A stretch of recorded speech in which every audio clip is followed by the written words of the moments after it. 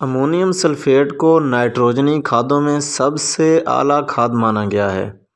یہ واحد نائٹروجنی کھاد ہے جو تیزابی اور اساسی دونوں قسم کی زمینوں کے لیے یکساں مفید ہے۔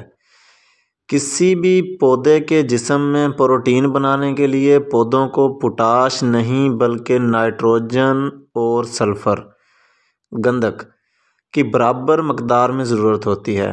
امونیم سلفیٹ واحد کھاد ہے جو یہ دونوں غذائی عناصر پودوں کو مہیا کرتا ہے۔ امونیم سلفیٹ کھاد میں نائٹروجن کی مقدار 21% اور سلفر کی مقدار 24% ہوتی ہے۔ امونیم سلفیٹ کھاد میں صرف ایک ہی کمزوری پائی جاتی ہے، وہ یہ کہ اس میں نائٹروجن کی مقدار امونیم نائٹریٹ اور یوریا کھاد کی نسبت کم پائی جاتی ہے۔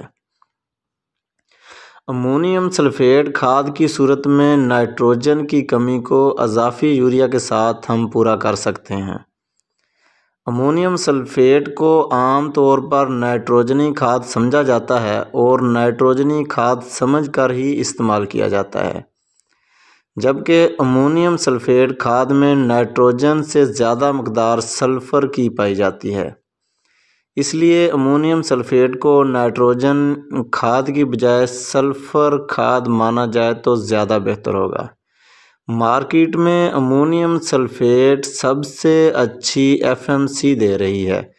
کسان بھائیوں سے التماس ہے، آپ جب بھی امونیم سلفیٹ مارکیٹ سے خریدیں تو ڈیلر حضرات سے FMC کی امونیم سلفیٹ کی ہی گزارش کریں۔